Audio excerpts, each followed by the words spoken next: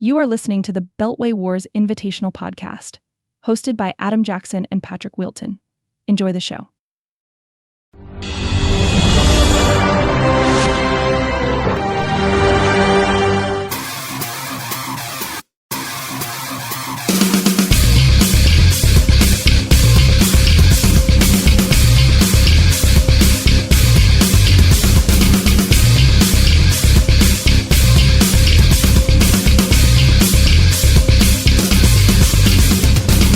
And welcome back to the Beltway Wars Invitational Podcast with your host, Adam Jackson, Patrick Wilton, as always, for the Week 10 recap.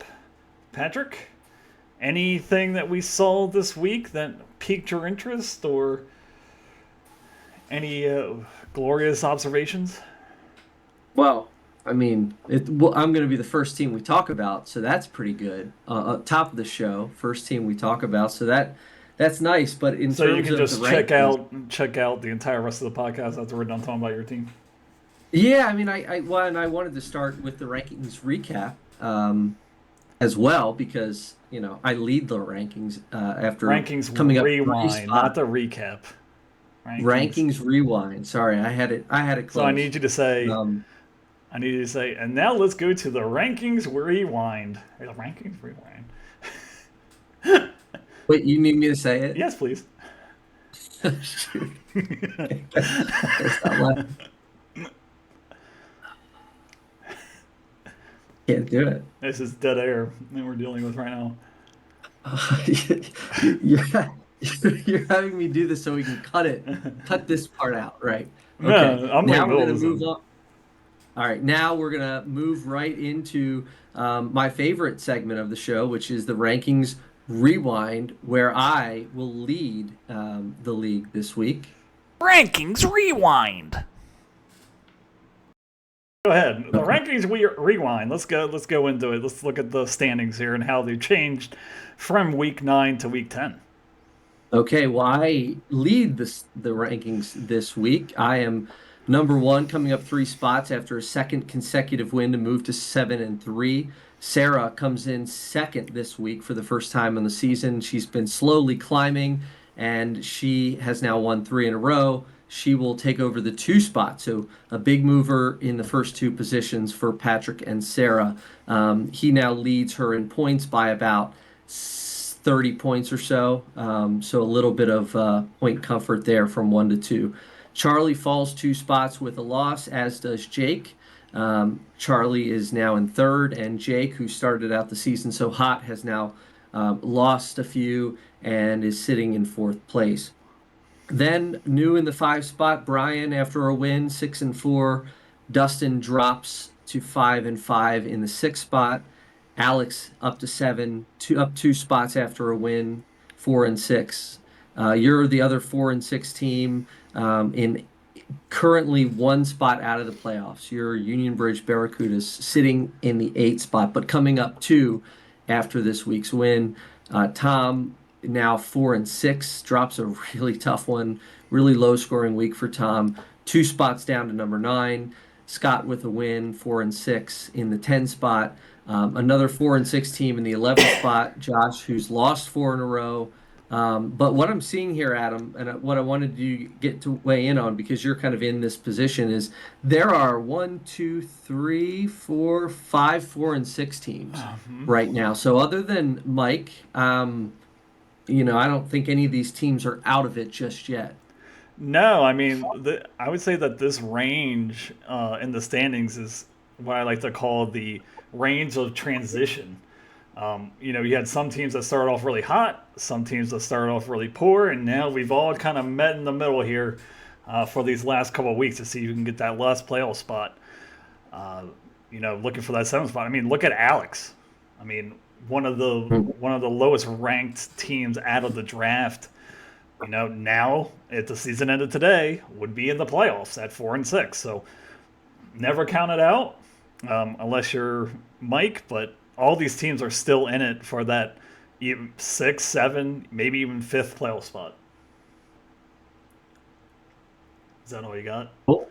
Okay. Yeah. No, well, I mean, They, how happy are you? You're up two well, spots. well, You're well, hold on. just on the cusp of the playoffs. You're missing it currently by about like what, 2 points? Yep. Right. So this week is going to be difficult for me. I have a ton of people on buy, so that's going to be. Mm. I'm going to need to hopefully win that one. Prospects are not looking good, but another thing I kind of wanted to bring into, I guess, focus here: the money. Look at the money that's left. Not a lot of money. 7, 2, 8, 11, 5, 12, 1, 0. Um, you know, or am I reading this right? I don't think. Am No, I you're reading it? not. Those Oh, oh, is that the money spent? What? It's very weird on the desktop app. in the parentheses. Oh, let me pull up the app real quick. This desktop app sucks. Oh no, there's still a lot of money left. Actually, actually, a lot of people have a lot of money left. I just don't have any Yeah, money left. I Um, thought your observation was going to be that the last couple weeks, I mean, it's really slowed down. yeah, I it has mean, really slowed down, but I mean, that also hurts me a little bit too. I have no money left, so any of these free agents that I need to pick up, I'm gonna need to. They're gonna need to either get through waivers and yeah. through any betting. So just something to keep an eye on. Keep an eye on your numbers. Make your bets. You can't carry the money over in the next year. So if you need a player that you really want, use that money to get them. But let's go over to our first matchup. As you mentioned before, it's the Westminster Warbirds going to 7-3, 141.32 against the Columbia Clown College, now 2-8 on the season, 123.90. Start with your squad. Joey Burrow has a nice day, 4 touchdowns, 428 yards against the horrible Ravens defense, it seems. 33 points on the day. James Cook has 80 yards and a touchdown for 15. Chua Hubbard, 153 and a touchdown. I don't know when Jonathan Brooks is coming back, but you are happy that he's not. Shakir has 58 yards receiving. Waddle has -1 yards carried, but does have 57 yards receiving for 7 points. A.J. Brown crosses the century mark at 109, 13.4 points on the day. T.J. Hockenson in his second week back, 72 yards, 11 points. Kyron Williams, kind of an off day, 62 yards, does lose a fumble, but does also catch 5 balls in this one. Jake Moody has 12, and Kansas City's defense has 8. Looking on your bench here, Bucky Irving has a nice day, 13 carries, 73 yards, and a touchdown. Probably the most talented back in that Tampa Bay running attack, and nothing else really happening there. Juju Smith-Schuster out, Ray Davis does nothing, and Christian Watson on bye. So, leaders and bleeders. We'll start with the leader here, and that has to be Joe Burrow. Throws the ball 56 times here, throws for 4 touchdowns, over 400 yards.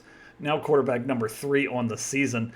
Does come into a bye in week 12, so you got him for one more week, but has the Chargers, which I don't know if that's a great matchup, Pittsburgh and Dallas. Looking around the playoffs here, Tennessee, Cleveland, Denver. So not easy matchups, I would say. Does that concern you at all?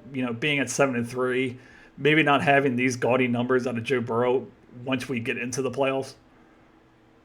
I mean, I don't know. I mean, I'll take my chances. There's nothing that I'm going to really do to change that right now.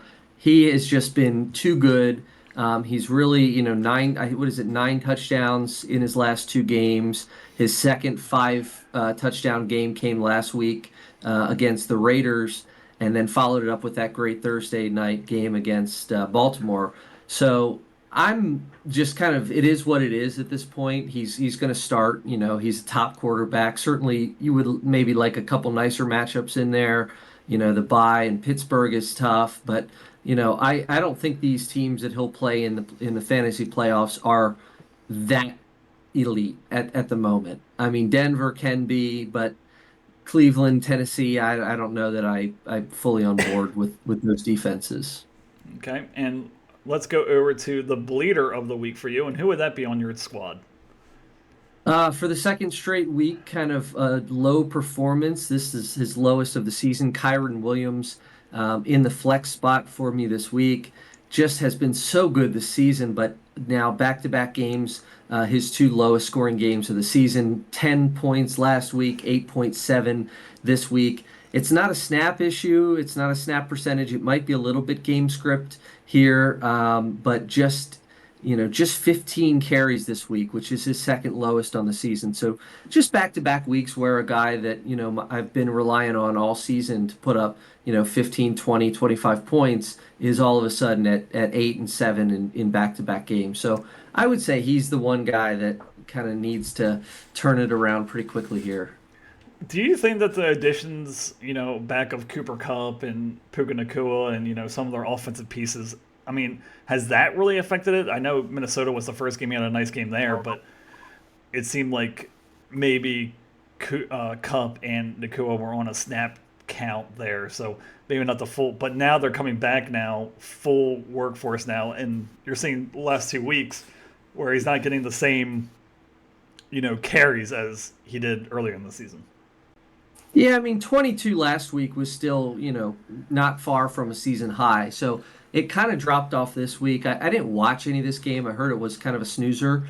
Um, so, you know, I, 4 yards a carry. I don't know what the issue was. I didn't watch any of the game, but, I'm hopeful that that's not going to make too much of a difference. We've seen it last year, all these receivers and Kyron Williams all succeed on the field together. So I'm thinking he can get back to that. I think it's probably game script or something like that. Yeah, I mean, I just looked at the other running backs.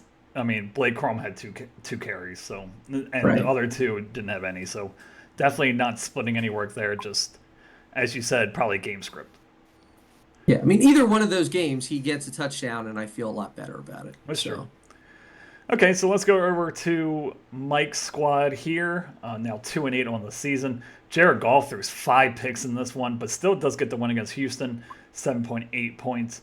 Uh, Aaron Jones, 88 yards rushing, 13 yards receiving for 11 points.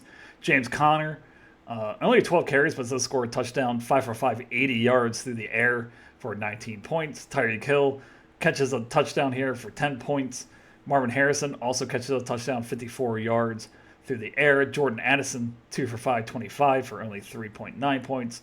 Travis Kelsey, very much involved in that Chiefs offense, 64 yards and a touchdown. Austin Eckler also has 2 rushing touchdowns here in their loss against Pittsburgh. Hanwei Koo, 1 for 4 on field goals, so not look. I don't know what's going on there. And it was in a dome, so kind of suspicious there. And the Buffalo defense scores 19. On his bench, Mitchell here has a nice day. Six for six, 71 yards. Rashad Bateman, 6 for 8, 54 and a touchdown. Quinn Johnson also scores a touchdown in this one. Isaiah Likely out, Seattle on bye, and Darius Slayton also out against Carolina. So I guess my leader for Mike's team is James Conner. I mean, not really much successful on the ground, but does score a touchdown, only 2.75 yards per carry, but very much involved in the passing game. I think he caught a really long ball there, 5 for 5, 80.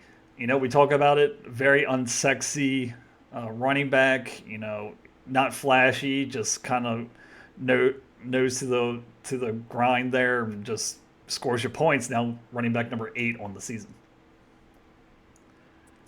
yeah, I was kind of laughing. I thought you were going to choose Eckler, and I was hoping you would choose Eckler because, like, I feel like we talk about James Conner every week, and it's the same We can old talk about it. story. We I can talk mean, about Eckler if you want. nah, I don't care. I don't really care about Eckler. I just didn't want to talk about Connor because we talk about him like this all the time. Because he's doing the same thing that he's been doing the entire year. He's Mr. Consistency. He's anywhere from 13 to 20 fantasy points in like all but 2 games. He's in that range, like mid to high end double digits. In the 15 to 20 range. Like that's awesome. He only had 12 carries and he had 19 fantasy points. He did it against the Bears defense last week and the Jets defense this week. Those are, not as good at defenses as they were earlier in the season, especially the Jets, but that's still really impressive what Connor has done. And I mean, he's just been a stalwart for Mike. Unfortunately, the rest of his team really couldn't do anything like what James Connor's been doing. And who is your bleeder on Mike's squad here? Who is my bleeder? I mean, do we have to talk about Jared Goff? I mean, he is the only quarterback on this roster now with Dak Prescott like out, right? Is he going to miss the rest of the Yes. season? Do we know? He Yes. is. So I guess we have to talk about Jared Goff being the only one here. I mean, Goff, we've talked about it before. He is so consistent as a I'm sorry, as an NFL quarterback. He's kind of like a you know, top five shot at winning the MVPs in the discussion. Not anymore. Um, at least was prior to this week. But like, are you worried about him long term? He's got a couple good matchups coming up against Jacksonville and Indianapolis. Like, are you good throw? I mean, Mike's kind of out of it, but if you're playing to win, are you comfortable throwing Golf out there right now? No, and I think it's more not to do with Goff himself. I think it's just with the Detroit offense as a whole. Their defense is good, and they run the ball well, and they're going to be in positive game scripts all the time, and they're not going to ask Jared Goff to do too much. Now in this game, it was really close, really back and forth. Look what happened when they asked him to do too much. 5 interceptions. I think they're going to try to stay away from that as much as possible, which is going to really hamper his ceiling. Um, how many? Two 20-point games this year. Now quarterback number 16. He does have, I mean, Jacksonville, Indianapolis. Do you expect him needing to throw in any of these games, or are they just going to run it down their throats? I mean, I think that's what's going to happen. You could see them getting up to a 20-point lead against Jacksonville, and it's just like, well, we're not going to need Jared Goff to throw. So that's just going to hamper his points. He's been good this season, but again, they don't ask him to do too much. I mean, let's see, he had 55 attempts in week 2, but he's only hit 30 once after that, and that was this week. So, not getting 30 attempts is, you can't score points if you don't have the ball in your hands. And I just think that his ceiling is really low just because of what they want to do on offense, which is give the ball to Jahmyr Gibbs, give the ball to David Montgomery, and then just let him pass when, they're really stacking the box. Yeah, can I give you a really crazy stat about Jared Goff? If you close the stat box, so I can ask you a question about it to see if you get this right. I hope you're about to give me a stat that was proven wrong. So I'm really hoping that you're going to do this, but go ahead. A stat that was proven wrong? Yes. Okay. Say it. No, okay. So he has 7.8 fantasy points this week, right? 7.8. If I were to ask you what number quarterback does that make him on the week, what would you say that number quarterback would be? 7.8. Let's see. There's 32 quarterbacks that play each week. 7.8. I don't know. 25. Maybe a couple run by. Who knows? I don't even know. I'd say 25. Okay, so that would make sense, right? Like in week 2, 8.7, right? Well, you just said for 7.8 this week, right? Yeah. Yeah. 8.7 in week 2 got you quarterback 25. Exactly what you said. Okay. In week 9, Week last 10. week, Oh. 9.6 got you quarterback 27. Okay. He has 7.8 and he's quarterback 15 this week. Does that not tell you, like, okay, the 5 interceptions were bad, but he had plenty of good company, like a top 15 quarterback, and you're like mid single digits is rough. Yeah. Rough. For sure. Rough. But 2-8 again. Mike's just basically playing playoff spoiler. 123 is not a bad week, but he's really playing playoff spoiler and not having to do the shotgun challenges for the rest of the season. As in, we are down 2. We are owed 2 of them, by the way. 2 shotgun punishments. I'm keeping track, in case anyone forgot. Oh. So let's go to our next matchup here, and that would be Scott here, Westminster Wonder Boys, now 4-6 on the season, 134.30, to the Pikesville Pink Pony Club, 108.70, 5-5 on the season. Going through his roster here, Josh Allen, 280, 2 interceptions, but doesn't run a ball in. Has 50 yards rushing as well for 18 points. Bijan Robinson, a monster day, 116 on the ground, 2 touchdowns, catches the ball a little bit, 27 points. on the week. Rashad White, Mr. Inefficiency, has 31 rushing yards, but 6 for 739 and scores a touchdown, 16 points. Ray McLeod, 3 for 430, 5 points. Terry McLaurin, 5 for 6, 113 for 13 points. Alex Pierce with Joe Flacco. Pretty sure that this was like the last play of the game that he scored a touchdown, but 81 yards and a touchdown. Sam Laporta, now questionable on the week. 66 yards and a touchdown, 14 points. Tank Bigsby, 2 for 4.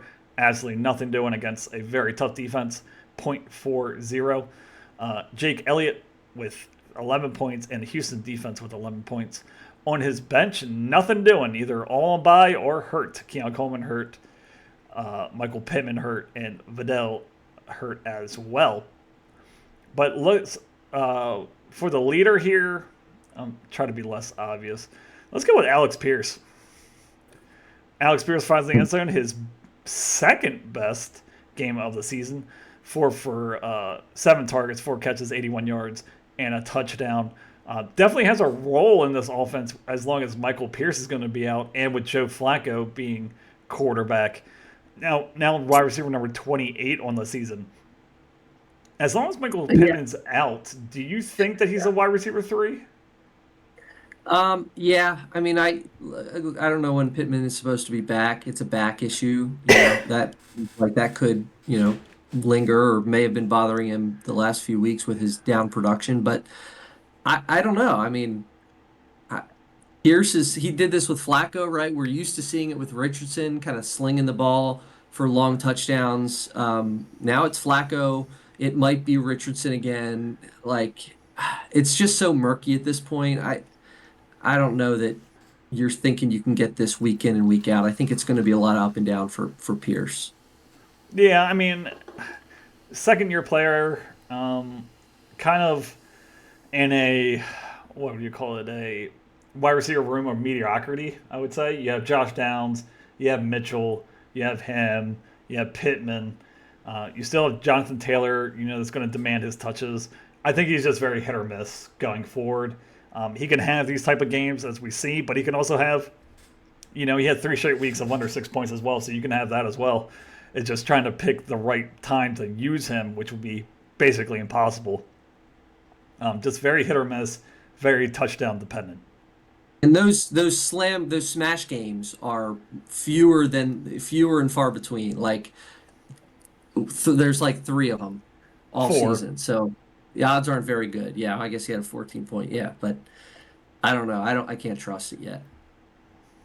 Okay, and who is your bleeder for this week? You want to talk about? It's got to be Tank Bigsby, and it kind of sucks for Scott because he's finally, this team is starting to look pretty good. As you said, Bijan Robinson has been just killing it lately. We've talked about him in previous weeks, so we're not going to talk about him tonight. But you were just hoping that this was going to be the ultimate flex play is Tank Bigsby. He had a couple really good games, several games ago, but has kind of been on a downward trajectory since then. Been dealing with an injury. I feel like he came into this game injured. He only got 2 carries. It's kind of like just rest him. Don't make him enticing to get into your starting lineup. Yeah, it's like what do they have to lose anyway? In Jacksonville, exactly. It's not like you're gunning for a playoff spot right now. So, you hope that he can kind of come back into form, but ETN I feel like has been a little bit better here recently. So you thought you caught lightning in the bottle there, and it turns out it was just sort of a flash in the pan. But sucks because he could be really valuable if he only gets the workload. Yeah, and of course he scores 23 points against me in Week 7 with 2 touchdowns. So perfect with that. That's always fun. Yeah, so really great there. So let's be positive. Okay. I want to ask you a question. So, who on this line, you can't go back to Bigsby until you see the workload again. So, I guess you're going Jerry Jeudy here or potentially. Coleman. Yeah, I mean, has they Diggs say he's not been going to better? play. He's not going to say they're saying that he's not going to play this week though. Already. So, I mean, if Metcalf's out, I don't know if Metcalf is out, but I mean, Lockett. It's one of those. You're really hoping Pittman's back. Uh, yeah. Well, actually not, because that really hurts Pierce. I mean, frankly, you might be able to start two of these guys, like because the other, I mean, Ray McLeod is in the lineup still, in the starting lineup here. So, Yeah. like, is he a guy that you love rolling out No. every week? Not really. Mm-mm. Doesn't have any more than 4 targets in his last 5 games. He's only useful when like Cousins is going to throw 55 times, Yeah. and that's Yep. not going to happen every single week. So, Yep. yeah, just kind of a rough spot here. He would. I mean, you obviously don't hope for injuries, but you would. I mean, Kenneth Walker will be out. Zach Charbonnet is, catapulted into a really interesting spot. But yeah, I mean, it's just hard to trust Tank Bigsby right now. You know, diminishing workload from week 8 when he had 18 carries, now 8 and 2. It's fallen out of favor there very quickly, and I don't think any of us really saw that happening. Yep. But at 4-6, he gets the win, so let's be a little bit positive there. And is right in the hunt for that last playoff spot. But let's go over the Dustin squad now 5-5 on the season. Lamar does Lamar things: 290, 4 touchdowns, 2-point conversion, 32 points. Best quarterback, best fantasy quarterback on the planet. Ramondre Stevenson, 20 carries, 74 yards, so 8 points there. DeAndre Swift, 16 carries, 59 yards. Justin Jefferson, down day here, 5 for 9, 48 yards. Drake London has a nice day, though. 8 for 12, 97 yards. Cortland Sutton catches a touchdown pass for 70 yards. Starts Taysom Hill here. Had a really long touchdown called back that could have made the difference, but only 6 points on the day. Rome Odunze, 3 for 6, 23 yards. Dicker the kicker, 8 points. And the Giants with 5 points. On his bench, he had Kenneth Walker on bye and Brock Bowers on bye as well. Nothing really else to talk about on his bench. But my leader, I'm not going to go Lamar because that just makes way too much sense. But Cortland Sutton. Yeah, that's where I wanted you to go. Okay. That's where I wanted you to go. Cortland Sutton, quietly, I would say, having a very nice season. 3 straight games of over 13 points. 11 targets, 10 targets, 9 targets in his last 3. Has 70 yards here and a touchdown. Really has shown himself to be, Bo Nix's first option in that offense, I would say. And as he's played better, Cortland Sutton has been getting more consistent here, getting more consistent looks, and getting better passes to catch as Nix gets more comfortable in the NFL. Yeah, I want to start off. I'm so happy you picked Cortland Sutton because I want to, as the kids say, I want to give myself some flowers. I want to give myself my flowers here because I feel like this was one of my better calls of the year. So, like, you can go cut this in the draft recap show. I love the pick of Cortland Sutton. He was my favorite pick for Dustin. I think he may have said it was his least favorite pick, or there was something where it was like totally inverted. But I liked this guy coming out of the draft. I loved getting him in the 10th round. I thought he was kind of just flying under the radar in the offseason. And even though he's been so good, he, as you mentioned, continues to sort of fly under the radar in that kind of sneaky good Denver offense. We saw flashes of it at the game we were at. Like, they started off that game pretty well. They were kind of introducing some trickery, getting their playmakers involved, and now it's 3 straight games of 9 or more targets for Cortland Sutton. Like, he's getting the work. They're using him in interesting ways in that Bo Nix kind of short passing offense, and it's working for him because he's the number 16 receiver. He hasn't had his bye, so probably when you even things out, it's more like 20 or 22. But he's been fantastic. Yeah, I mean, a high-end wide receiver, too, probably the rest of the season. Has Atlanta, the Raiders, and Cleveland all coming next. Those are at least 2 good matchups there. Still has his bye, which is interesting. But if he's on pace, he's on pace to have his best fantasy season of all time. Finished last year as wide receiver number 35. So at 16 now, really showing a good connection with Bo Nix and that Sean Payton-led offense. Yep. Who's the bleeder? Moving on to the bleeder for Dustin. I just want to say his position, basically, in general, like I can't remember the number of times that we have talked about his team and we like look at these Bears receivers, Well, Rome Odunze. it's the Dustin Summers Bears, not really the Pig Pie Man, Club. Yeah. like I'm not going to criticize Swift, right? Like he's been pretty good ever since those first couple weeks where he struggled, but like he's always having to start either Keenan Allen or Rome Odunze. And right now, that Bears offense, especially after this week, I think they fired their offensive coordinator. Maybe that gives them a little bit of a jump spark there, but I don't know. I hate having to get these guys in the lineup every week. One week I think he started them both, but like with the money that Dustin has left, I feel like he's pretty frugal generally. Like, would you be out trying to find another guy that can sort of get inserted into this lineup so you don't have to keep starting those guys? I mean, he probably won't have to But he's got because, Walker on the yeah, bench. because he has Walker on the bench, so you throw him in the flex spot. You also don't have to worry about Tyson Hill because you have Brock Bowers on the bench as well. So, yeah, it's not really you're benching all of them until one of them, you know, who's the second option other than DJ Moore is who you're really looking for. I mean, DJ Moore is not doing well, but I think that we can all agree that he's the number one option there. Who's going to be that number two? Can Caleb Williams play better? Until then, I think you have to bench him until you see it. Yeah, I mean, Stevenson, London, and Sutton all still have their buys ahead of them. So, like, you're going to have to bump these guys up a player, and I think you're still going to be in a position where you need either a Dunze or Allen or any of these other bench guys not named Kenneth Walker to slot in there. So, like, I don't know. Maybe I'm making a mountain out of a molehill, but I just have had to set a Dunze and at Keenan Allen more times than I would have thought this season. Well, no, I mean it's a good point. It's just you don't know who it's going to be each and every week. Is it going to be a Keenan Allen game or is it going to be a Ronaldo game? I mean, Keenan Allen hasn't really done anything this year other than week 6 with an 18 point.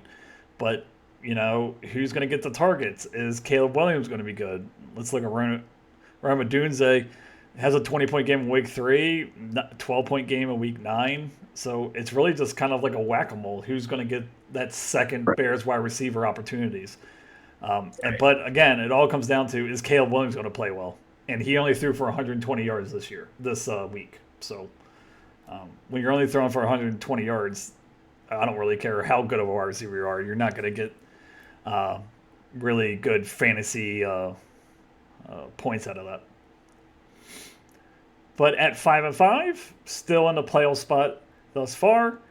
But like you said, does have some bye week issues at the wide receiver position with some of these players still having their bye that needs to be done. So our next matchup is going to be, let me see here. Brian and Jake. Brian. Yep. It's going to be Brian and Jake here. So Brian goes to 6-4 on the season, 131.70. The Coggiesville's Cox against the Carlisle Cheddar, 105.56, 6-4 as well. Very, very interesting plays by Brian here. Russell Wilson, 18 points, throws for 195, 3 touchdowns, 1 interception. Keaton Mitchell, 0 here. I don't know. I guess that was just a bye week issues. Yeah, he had problems there, but nothing doing out of him. Joe Mixon, 25 carries, but only 46 yards, but does save his day with a touchdown, 16 points. I mean, Jamar Chase, my goodness, 11 for 17, 264, three touchdowns. Really, it's like shades of AJ Green back in the day against the Ravens. Always seemed to do really, really well against the Ravens. He seems to be that person there. 49 points on the day. Jalen Coker, 3 for 8, so 8 targets, 41 yards. Josh Downs, 10 targets, 72 yards for 10 points. Jake Ferguson, 24 yards, fumble lost. Deebo Samuel, 5 for 6, 62 for 10 points. Fairburn scores 13, and Chicago's defense scores 5. On the bench, though, and I don't know, there was a bold prediction last week. I don't know if it was me or you that said Wilson over Murray, but Murray had a great day, 22 of 24, 266 and a touchdown. Ran two touchdowns in as well, 28 points on the day. Nothing else to really talk about on his bench. But the leaders here, I mean, obviously, is going to be Jamar Chase. One of the best fantasy weeks, maybe ever for a wide receiver. 17 targets, 11 catches, 264, three touchdowns, 24 yards per catch, which is just insane. Ravens had no answer for him. Joe Burrow was finding him the ball early and often, and it really led to a historic week in Week 10.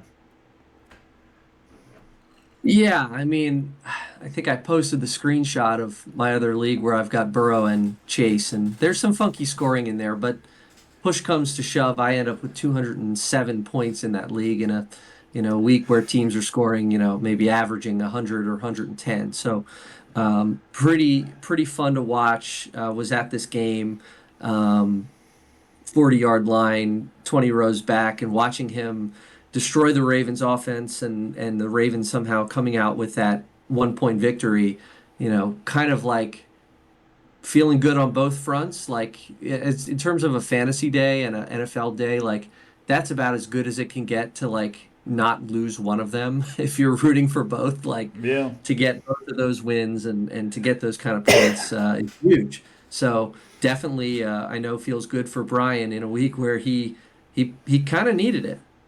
Yeah, for sure. Now, my question to you is there an argument to be made next year that he's the number one overall draft pick? Oh, I think so. I mean, I guess it depends, right? He has to get paid. Um, is he entering his free agency? Like, is this is his final year, isn't it? Or was he asking to restructure, like, or get a new contract like a I year think or he two has in advance? if he was a first round draft pick, he has a 5th year option. So he's in his 4th year, but they can Yeah. option for a 5th year. I think he was just looking for a contract extension. But let's just assume that they get an extension done in the offseason. Yeah. Um, 100%. Yeah, he's absolutely a top pick because choice. he's one of those players that you know, if he plays on Thursday night, he could win you the week on Thursday night, and you don't really have to worry about the rest of the week. Because I mean, if he's Yeah. scoring, 36 in Week 5 against Baltimore, 49 this week, even 26, I mean, you're really digging out of a hole going against a team that has Jamar Chase on it. So, yeah, just a huge day, and definitely could have. I mean, he's definitely going to be a top 3 pick next year, depending. But just really stellar performance out of him in Week 10. Who is the Yeah, I leader? don't know if this is I don't know if this is right, Okay. but this is telling me he's the number 8 scoring player. Is that even Yes.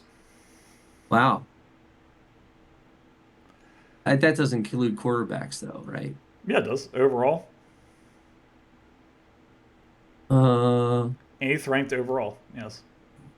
wow. Okay. That's pretty impressive. So yeah, he's absolutely, up there in the 1-1 discussion, no doubt about it. Okay, and who is the bleeder for Brian this week? I, I don't know that I mean, look, we can talk about Keaton Mitchell. That was kind of sucks. That was sort of an interesting note as a substitute. He was subbed. Brian Robinson was in the lineup until he was Okay. scratched.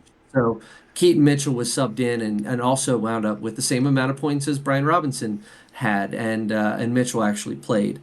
Granted, was not used at all by the Ravens. Although I was sitting there desperately hoping that they would. In a couple of those drives, they were in a total lull. I was hoping they would use him, but alas, I guess maybe we can talk about Jalen Ferguson. I'm sorry, Jake Ferguson, Cowboys tight end, who is kind of struggling. I mean, Brian may have the weakest sort of tight ends or tight end in the league in terms of a starter. Ferguson on the season is now the number 18 tight end. He like 10 points is kind of a ceiling for him.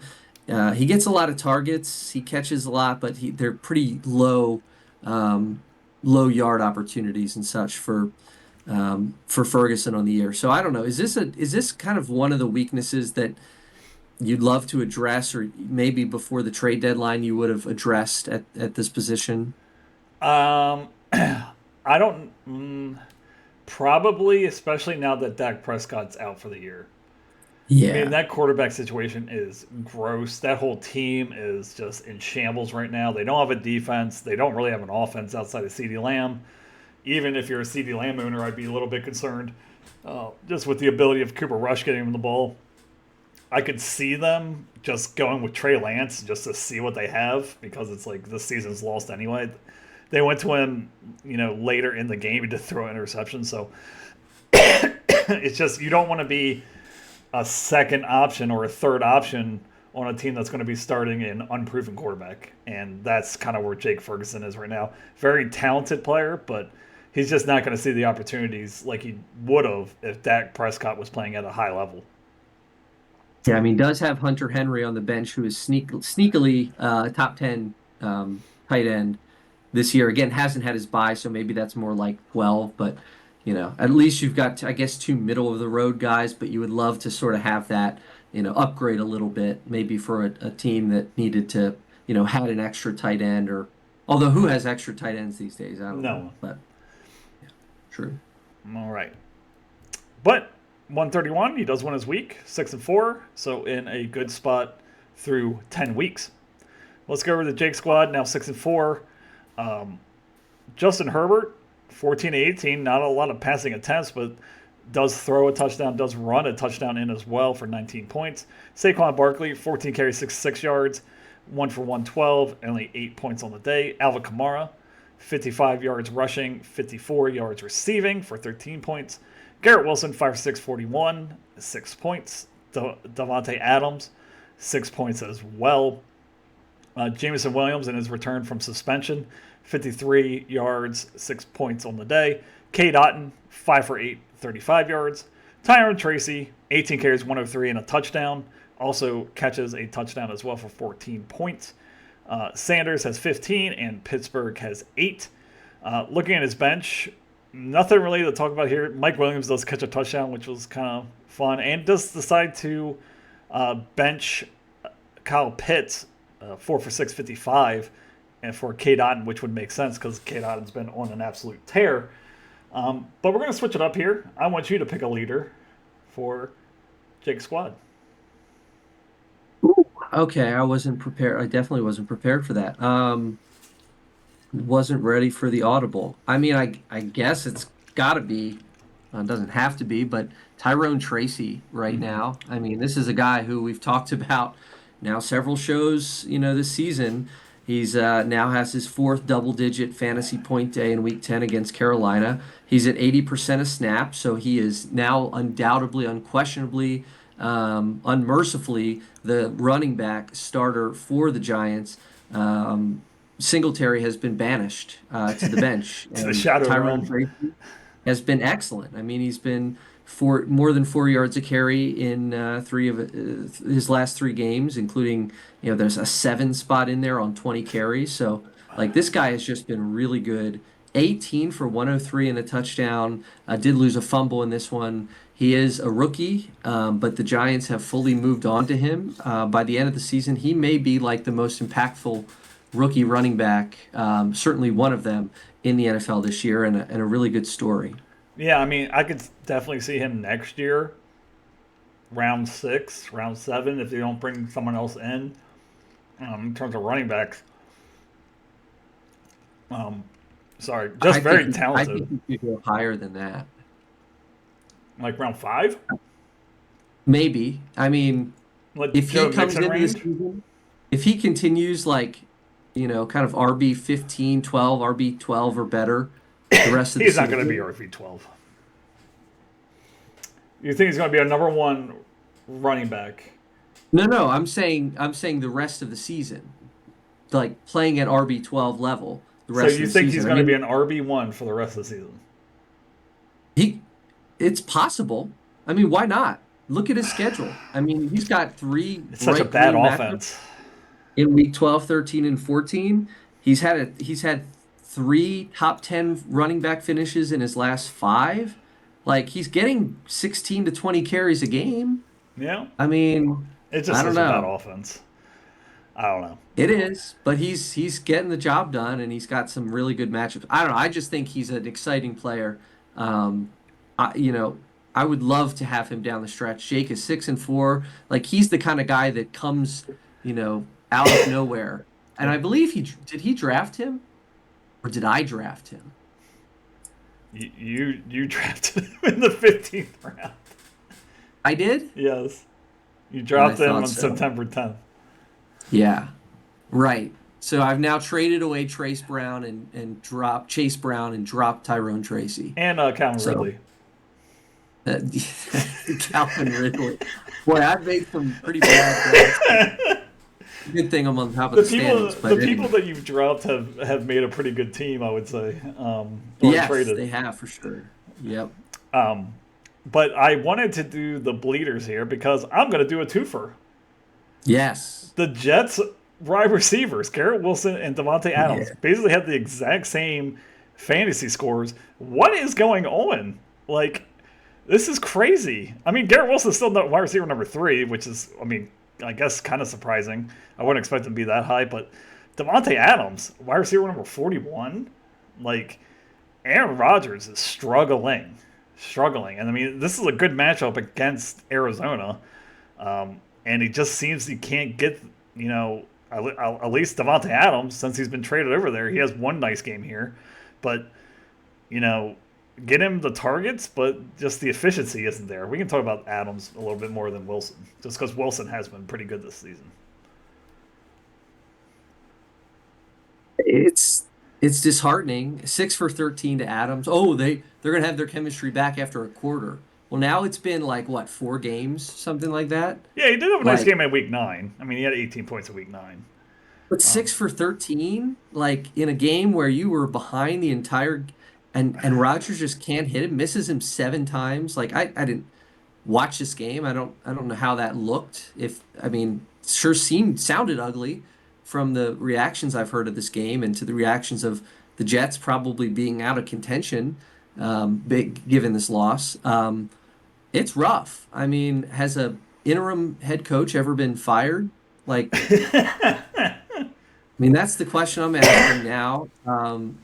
Their defense has been bad. Their offense hasn't been doing anything. I mean, in a game that a couple games here that they should be competitive in, if not win, it's rough. But kind of the funny thing that I would just want to point out that at one point, as of maybe a week or two ago, Jake had 3 Jets receivers on his team. The third one, Mike Williams, went to Pittsburgh and caught a touchdown in his first game away from the Jets. So I just thought it was funny. He's got him sitting on his bench with both of the Jets starters, 3 points worse.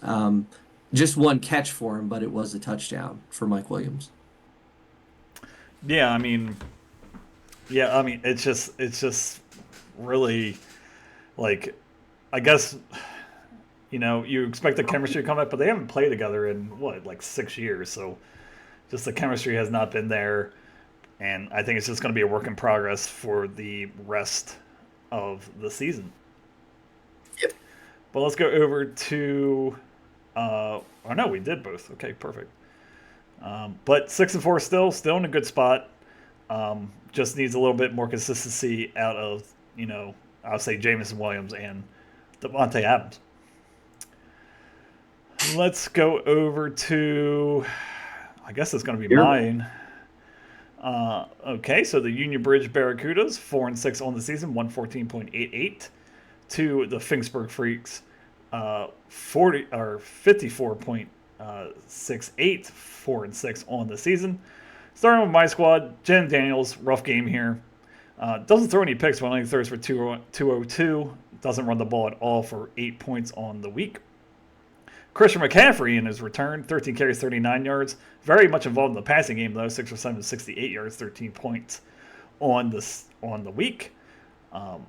Tony Pollard, 9 carries, 44 yards, 4 for 4, 19, 8 points. Malik Neighbors, 6 for 10, 50, 7.8 points. Juwan Jennings, 93 yards, 12 points. Calvin Ridley, 84 yards and 2 touchdowns on against the Chargers. Trey McBride, 71 yards in their win against the Jets. Rico Dowdle, 12 carries, 53 yards, 7 points. Chase McLaughlin, 7 points, and the Minnesota defense was 17. On the bench, Brock Purdy has a nice day. Throws for 2 touchdowns, 353 through the air, 23 points, but nothing else really to talk about on the bench there for me. My leader, I mean, I have to do it to you, right? My leader is Calvin Ridley. Second straight, first, 2 out of 3, really. Last week he only had 9 points, but 5 for 9, 84 yards, and 2 touchdowns against the Chargers. I guess the kind of interesting thing is that, in week 8 he did it with Mason Rudolph, and week 10 he did it with Will Levis. So definitely the 1A there in Tennessee for the wide receiver position, and has really started to show up in these past couple weeks.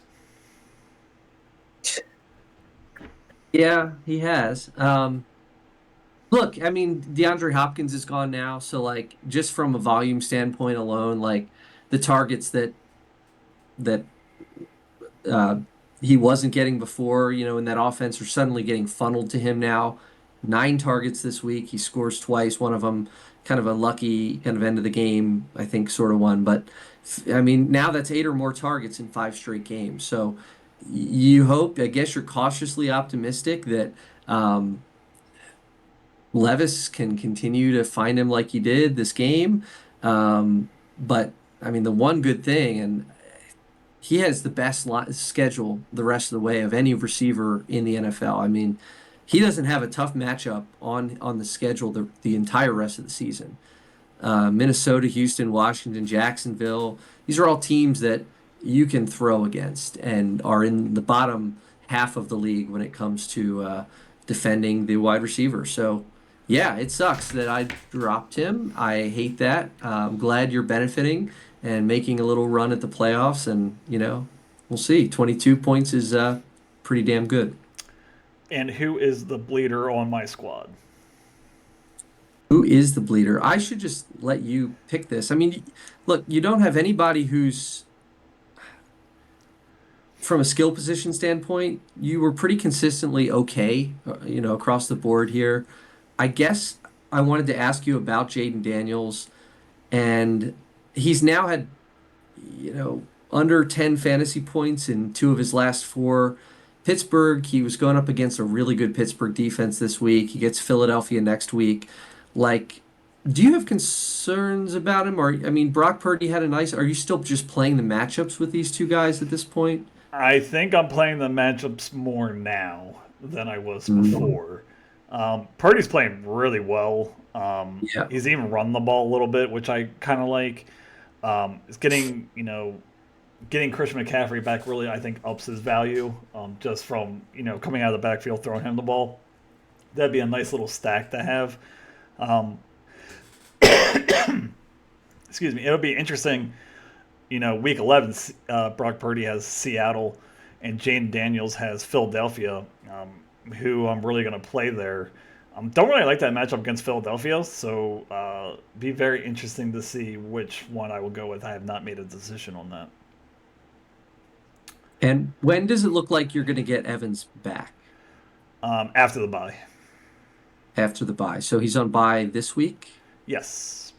Okay. Yep. So he will be back, hopefully soon. But let's go over to Tom's squad here. I know he doesn't want us to talk about it, but 4-6 on the season. Looking at his roster here, Tua just has a really rough day here. 207 touchdown interception, also loses a fumble. Breece Hall, 10 carries, 52 yards. Travis Etienne has 11 carries, but only does 44 yards with it. I'm not even going to try to say this guy's name. Andre, 2 for 4, 29 yards. Brian Thomas Jr., 2 for 3, 12 yards. Xavier Worthy, only 1 catch. Mark Andrews does have a nice day against Cincinnati. I keep on saying that for some reason. Nice day. 6 for 7, 68 yards and a touchdown. Parker Washington completely blanked in this one.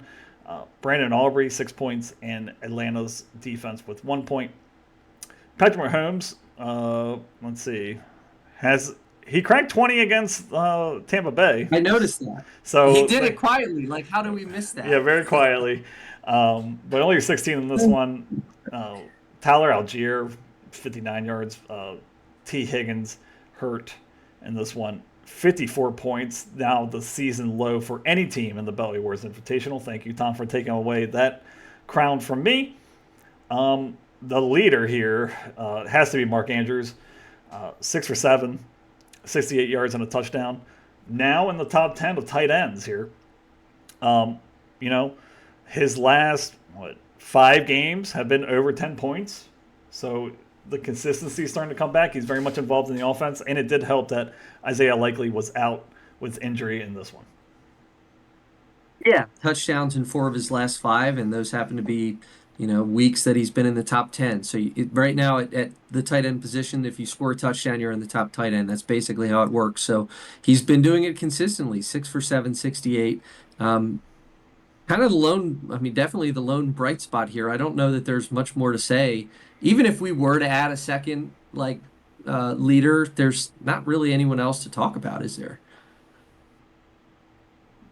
Yeah, I mean, nothing really. I mean, who's the bleeder here for Tom's squad? Lots of options. Well, I have a lot of options to choose from. I mean, let's just hit them all real quick. Tua Tagovailoa, 20 for 28, a touchdown, but an interception, loses a fumble in this one. Like, is he gonna be right? He doesn't have a 20-point game this season. And granted, he missed a lot of time with injury, but in the 5 games that he's played, he's not reached 20. Um, just having to start guys like Andre Yoshivas and Xavier Worthy continues to disappoint. Brian Thomas, who was so good, has now had back-to-back sort of dud games. Um, Parker Washington, I think he started him last week as well, and that was a rough week. So just the overall depth here, I think, is the bleeder. He's bleeding depth. T. Higgins needs to come back. DK Metcalf needs to come back. At least for Metcalf, it looks like he will. T. Higgins, I don't know exactly. He should be close, right? Day to day, they're calling him. So, it's a much different starting lineup if those two guys get healthy for Tom, and he kind of needs it at 4 and 6. He needs it like ASAP. Yep, he needs to get healthy quickly and is now in that grouping of people vying for that last playoff spot. But let's go to our second to last matchup, and that'd be Sarah versus Charlie here. The Orchard Beach Ovaries, 108.38 to Ricestown Rockets, 77.04. Both 7-3 on the season, but let's start with Sarah. Jalen Hurts, throws for 2 touchdowns, runs for 2 touchdowns, 29 points on the day. David Montgomery, 12 carries, 32 yards. Does score a touchdown, which kind of saves his day for 12 points. Chase Brown, as you mentioned, you got rid of him. 42 rushing yards, a touchdown, and 9 for 11 for 52 through the air. CeeDee Lamb kind of struggles without Dak Prescott. 6 for 10, 21 yards, only 5 points. DeAndre Hopkins, 4 for 5, 56 yards, 7.6 points. George Pickens, 5 for 7, 91 yards, and a touchdown. Evan Ingram, 6 for 8, 40 yards, 7 points. Devin Achane, 12 carries, 37 yards, 5 for 5 for 15, 7.7 points. McPherson scores 4, and the Jets score -1. So she gets the win even with the defense scoring negative. On the bench, nothing really too much. Maybe Tajay Spears, 7 for 47. He looked good in that game. I watched that a little bit. But nothing really else to really talk about there. The leader, I would say, for Sarah Squad is Chase Brown. Looks really good. Is now his 3rd straight game of over 10 points. Only 13 carries, 42 yards, but does get in the end zone. 9 for 11, 52 yards, so very much involved in the passing game as well. His most targets by far in any week in Week 10. Just very impressive. And now that Zach Moss is out for the year, his just role is going to expand even more as the season goes on. I mean, look, you said it all. I mean, 11 targets. He had 5 last week, which was a season high, and then he comes back and sets a new season high with 11, 9 for 11, gets into the end zone on the ground. He's just a big part of that offense. So rather than me talk anymore about another player that I kind of banished earlier on the year, I did want to mention George Pickens because I feel better about that call. I never had him on my team, thankfully, because I would be equally depressed that I don't anymore. But Pickens, I think I called him out in a show either last week or the week before, and I said, look, with Russell Wilson looking pretty good, I feel like he could be like a top 12 receiver the rest of the way. Mm-hmm. And he's now up to 18 on the season. An 18-point fantasy game here, made just a ridiculous catch, is getting, between 5 and 10 targets, so he's getting the work, I would say. He's got touchdowns in 2 of his last 3. Like, he's got Baltimore on the calendar. We just saw what the Bengals and Jamar Chase did to this defense. So I really like his schedule coming up, and I like Pickens to continue to climb. So I did want to kind of shout him out in the leaders section. For sure. But who is the bleeder for Sarah Squad? I think it might have to be CeeDee Lamb Yeah. here, and we talked about it earlier with Ferguson, but just the man Prescott going down. Who came in and then they left and they stuck Trey Lance in the Yeah, Cooper game. Rush was benched, I'm pretty Cooper sure. Rush, right? So like, that's such a huge loss for Sarah. I mean, that's like the equivalent of like Tyreek Hill's value once Tua got hurt for an extended period of time. I mean, would you say that's kind of equally as significant of a loss to their quarterback as the Tyreek Hill Tua situation? Um, yeah, I would say it might be even worse. Um, just just how bad that offense is. They have no running game. He's the ultimate focus. I mean, at least in Miami, you have Devin Achan you have to worry about. Um, but they're just going to put, a guy beneath him, a guy on top of him, and then they're just going to say, okay, let someone else beat you. So, I think the best days of his fantasy scoring for this season are over. Um, and I think you're going to see a lot of these where he gets, a ton of targets, but can't really do much with them. That's awful. That is going to mean that Pickens is going to need to play like a top 12 Yeah, wide receiver. They basically have switched their season outlooks in the last week or so. yeah, for sure. But again, 7-3, looking good. Even with some of the challenges here, still has Jalen Hurts. You know what David Montgomery can do, and now with Chase Brown, that's a fearsome trio at the top of her fantasy lineup. But let's go over to Charlie. 77.04 points, 73 on the season. Sam Darnold really struggled in this one. Throws for 3 interceptions, 241 through the air. Only 6 points on the afternoon. Derrick Henry, also kind of, not too much going here in a very high scoring game. 16 carries, 68 yards, and a touchdown. I know it's weird to say that 13 points is a down game for Derrick Henry, but it seems like it is. J.K. Dobbins, 15 carries, 50 yards, only 7 points. Deontay Smith, 2 for 3, 14 yards. Cooper Kupp, let me give it up here. Cooper Kupp, 7 for 7, 80 yards, 11 points.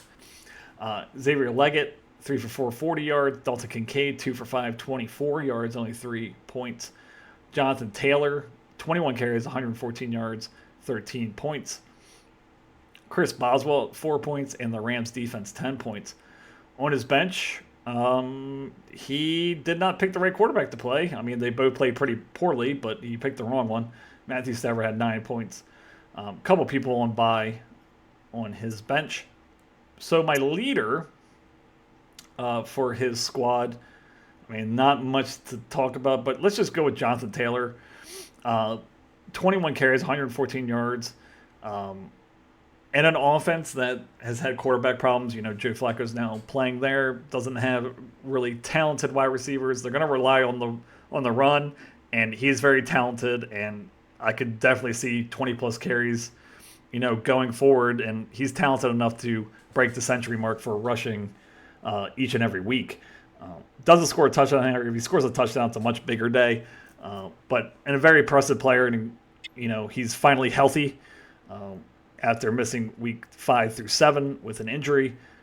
Has the Jets, Detroit, and New England, and then his bye. So not easy matchups there. Maybe the Jets are a little easier, but still a talented player, still running back 2 in fantasy football.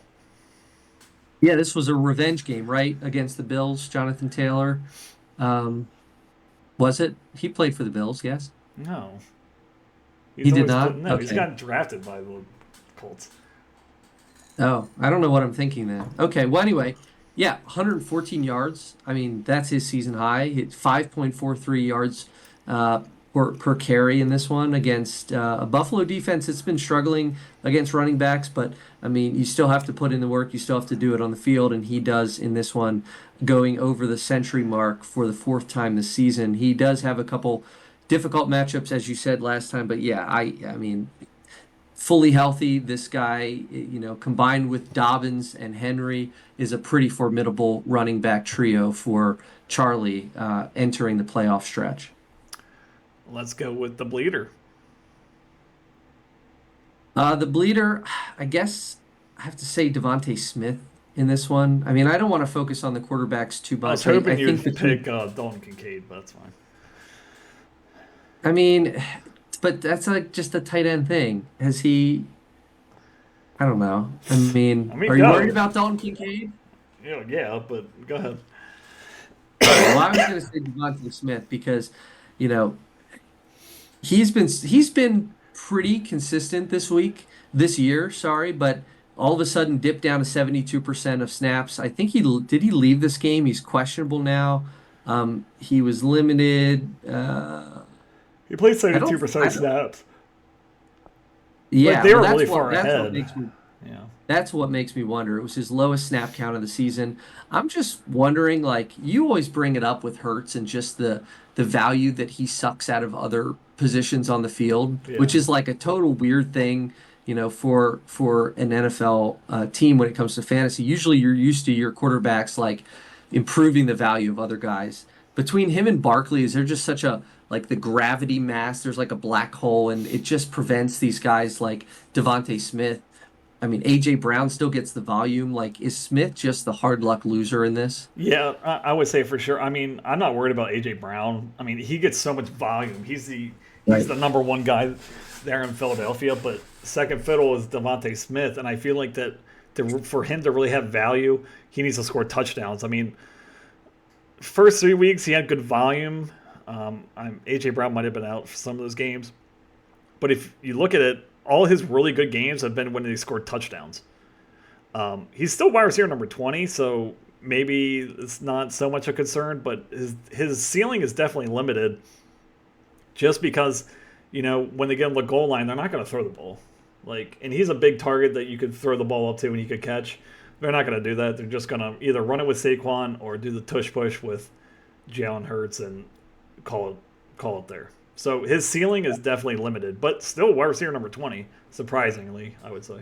Yep. And Charlie will feel the difference of Nico Collins coming back, and all of a sudden there's less pressure on Devontae Smith to be like a wide receiver 2. He falls back into more of a wide receiver 3 role. So Charlie, looking forward to getting Nico Collins back, and it looks like it'll be next week. Yeah, I mean, Nico Collins, Cooper Kupp, and Devontae Smith. That's a pretty good trio right there. Yep. Okay. But at 7-3, still in good shape. But let's go over to our last matchup. Well, let's make a quick board bet here, maybe. Okay. Or let's see. Sam Darnold next week is at Tennessee. Yeah. And Matthew Stafford next week, watch, he's going to be on bye. He is at New England. So road matchups for both of these guys. Stafford had 9 points this week, and Darnold had 6. So who you got next week, Darnold or Stafford? I got Darnold. Do you want to take that? I will take Matthew Stafford in that game. I think Stafford had 46 passes this week, so I think at New England, and I'll say Stafford has more points next week than Sam Darnold. Okay, and I will say that Sam Darnold has more points than Matthew Stafford in Week 11. Put it on the board. Put it on the board. All right. So let's go over. I think I paused the recording there when I was typing, but we should only missed a couple seconds there.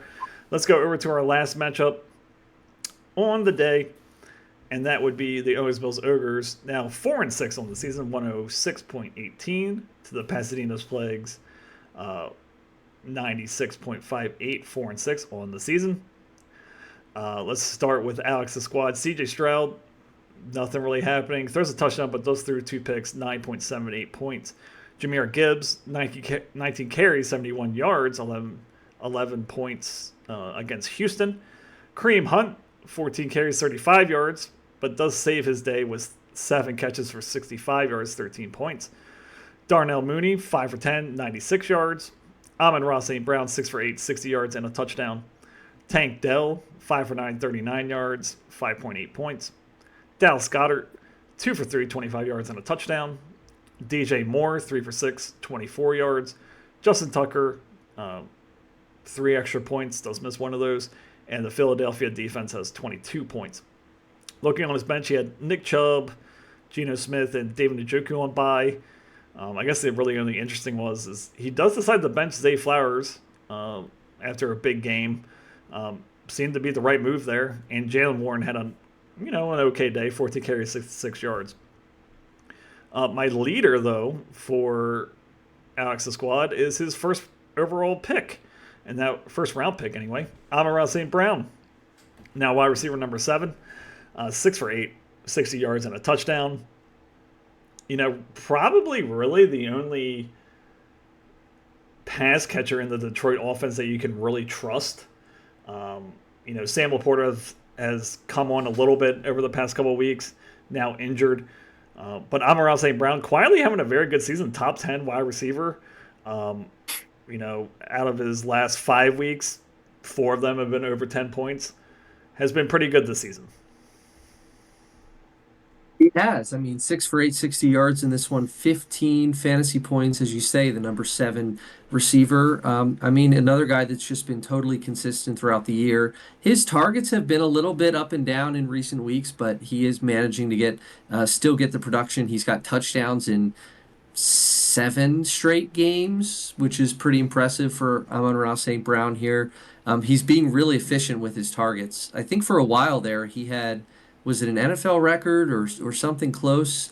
Like starting in week 4, he was perfectly efficient for 5 straight weeks, something like that. It was some record in terms of number of kind of straight targets caught. But yeah, he's just been so good. And the strategy with Gibbs and St. Brown, do you think that's hurt Alex more than it's helped him this season? 4-6. I think you could kind of argue it maybe both ways. I'm sorry, what was the question? Like, we've talked before about Amon-Ra St. Brown and Jahmyr Gibbs, both elite options at their positions, but like combined with the fact that David Montgomery has such a big role in that offense and that Sam Laporta is starting to play better, has the combination of Gibbs and St. Brown hurt the fact that they're teammates more than it's helped, do you think? Yes and no. Jahmyr Gibbs is running back number 5, and Amon-Ra's wide receiver number 7. So it is a very competent offense. I think it's been fine. Probably with Gibbs, running back number 5, that's better than expected, I would say, even in his split role there. And it's definitely led to the resurgence for Alex's team. He's getting the work even with Dave Montgomery there. 60% snap count in this one to Dave Montgomery. So maybe that's a tide turning there over to Gibbs in that running back position. And, Amon-Ra St. Brown, there were some questions about Jameson Williams. How much was he going to affect? It hasn't affected him at all. Jared Goff still looks for Amon-Ra St. Brown a ton. So I think it's actually worked out pretty well. But who is your bleeder? Well, I want to just talk about both Texans here. CJ Stroud, 9 fantasy points this week. and Tank Dell, the wide receiver, his number one wide receiver, at least for the moment. We talked about Tank Dell on the show last week and said, how is he going to do in a role with Nico Collins out, with Diggs out, where he is the number one guy and there's not a whole lot else in that passing game. As it turned out, there was maybe a little bit of other options in the passing game. I think John Mechie, did he have his second sort of straight kind of good game? But I think that was Mechie who has Yes. back-to-back games of Well, not in week touchdowns 9, but he had a nice day this week. this week. So, like, as it turns out, Dell maybe wasn't the guy. 9 targets, but just 5 for 9, 39 yards. That's a very untank Dell like stat line. I mean, you're used to maybe 3 for 74, and instead you get 5 for 39. So, I don't know. How worried are you about both of these guys? Nico Collins obviously comes back. You could argue that actually could help both of I them think it does. potentially. I think it does. But just the fact that Diggs, it seems like CJ Stroud without Diggs I mean, they had that offense really built around Diggs, surprisingly. I mean, Diggs and Nico were both excellent, but I feel like the role that Diggs played, they haven't been able to replace, and that offense just has not been the same. Well, I think with Nico Collins coming back, obviously that's going to help CJ Stroud. He has his number one option back, top 5 wide receiver, probably in the NFL, Nico Collins. But in a weird way, I think it helps Tank Dell as well. He's not going to be going against the number one cornerback of each team now. He's going to go against the 2 or 3 now. And, with all of the attention that's going to go to Nico Collins, I think that could really bolster his fantasy production, just going against not as great talent as the number one cornerback on each team. So I actually think it helps both of them pretty well. I like Tank Dell as the second option there better than the first option, just because I don't think that he's at that point in his career that he can consistently win against those really good corners. Okay. Oh, was I supposed to I say don't something? know. You gonna agree? Yeah. No, yes, no, I kind of set you up for that one. I totally agree. I think that Nico coming back helps both of those guys, but I am worried. I mean, we've talked about it before that Stroud maybe is not going to get you what you drafted him to be, and that sucks. Okay, but let's go over to Josh here. 4-6 on the season, 96.58. Joe Flacco throws for 2 touchdowns, but also throws 3 interceptions, 10 points against Buffalo. Najee Harris, 21 carries, 53 yards, and a touchdown. The inefficiency was there, but saves his day with a touchdown. Has to start Justice Hill.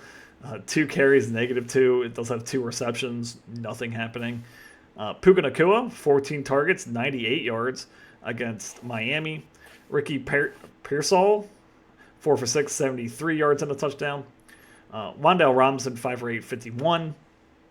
George Kittle, 3 for 4, 57 and a touchdown.